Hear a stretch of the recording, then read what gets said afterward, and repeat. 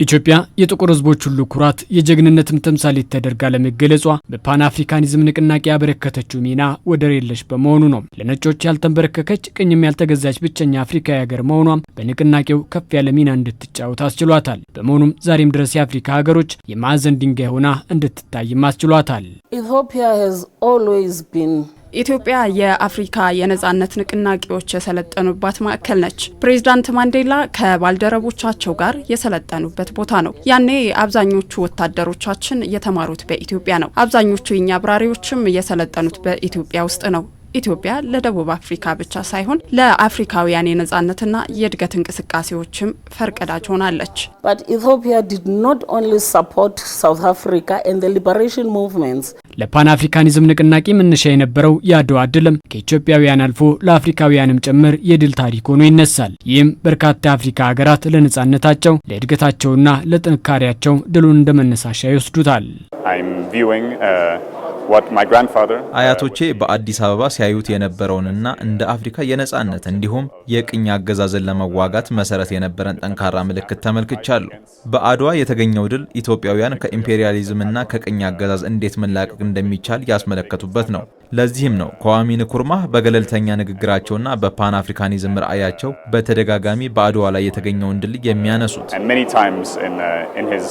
Pan-African vision. Ethiopia is the only country that has never been colonized. ኢትዮጵያ በቅኝ ግዛት ያልተገዛች ብቸኛዋ ሀገር ነች። ከዚህ አንጻር በተለይ በ1960ዎቹ የሚገርም ፖሊሲን ተከተል ነበር። እናም ከኢትዮጵያ ብዙ ነገሮችን መማር እንችላለን። በቅርቡም ለአፍሪካውያን የነጻነት ቀንዲል የሆነውን ታላቁን የአድዋ ድል በዓል አክብረዋል። እኔም በመድረኩ እንድገኝ ተጋብዤ ተሳትፌያለሁ። ኢትዮጵያን ሁሌም እንደ እህትማማች ሀገር ነው የምንመለከተው። ከጥንት ጀምሮም ከሀገሪቱ ጋር በብዙ ዘርፍ የምንተባበር ሀገራት ነን። Ethiopia is our sisterly country, but we've always cooperated in many fields. ሀገር በቀል የእድገት ሐሳቢዎችን በማፍለቅ ኢትዮጵያ ዛሬም ድረስ ለፓን አፍሪካኒዝም መለምለምና መነቃቃት ሚናዋን በመጫወት ላይ ትገኛለች። በሁሉም መስክ እያሳካች የምትገኘው ልማት ደግሞ ለዚህ ማሳያ ሆኖ ይነሳል። In Africa we need to upgrade. በአፍሪካ ውስጥ የኛን ሳይንስና ቴክኖሎጂ ማሻሻል፣ ማጎልበት እንዲሁም ብዙ ወጣቶች በዚህ ፍላጎት እንዲኖራቸው ማድረግ አለብን። በዚህ ረገድ ኢትዮጵያም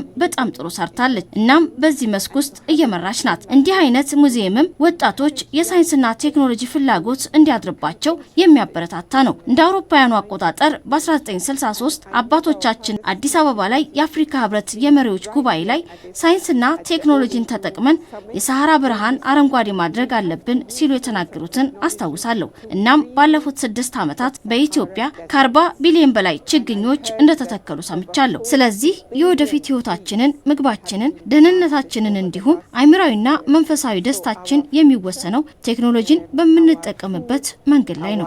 Well-being and also our intellectual and spiritual happiness depends on how we can use technology. በመሆኑም አሁን ያለውና የሚመጣው አፍሪካዊ ትውልድ የኔ አያቶቹን የድል ጉዞ በማስቀጠል ለሀገሪቱ ልዕልናና ለፓን አፍሪካኒዝም ቀጣይነትም በትብብር መስራት ይኖርበታል። አፍሪካውያን ወጣቶች ስለ ሀገራቸውና ስለ አህጉራቸው ታሪክ እንዲያውቁ ጥሬን አቀርባለሁ። አባቶቻችን የከፈሉትን መስዋዕትነት በማክበር ባህላችንን ታጥቀን ቋንቋችንን፣ ሙዚቃችንን፣ አእምሮአዊ ነጻነትን መያዝ ይጠበቅብናል። ሁልጊዜም ለምድራችን፣ ለታሪካችን ለውጥ ስናደርግ እንኳን በውስጥ እሳቤዎች እንሰራለን እንጂ ከውጭ በሚመጡ ተጽዕኖዎች መሆን የለበትም። ስለዚህ የማስተላልፈው መልእክት የራሳችሁን ግላዊ ሁኔታ ለማሻሻል ታገሉ። ነገር ግን ግላዊ ትግላችሁን ከሀገራችሁ ትግል ከታሪኳና ከአፍሪካ አህጉር ጋር አስተሳስሩ። አፍሪካውያን ይበልጥ ተሰዋጥረውና ተደጋግፈው ለሁለገብ ህልውናቸው መታገልና መስራት ይጠበቅባቸዋልም ነው የተባለው።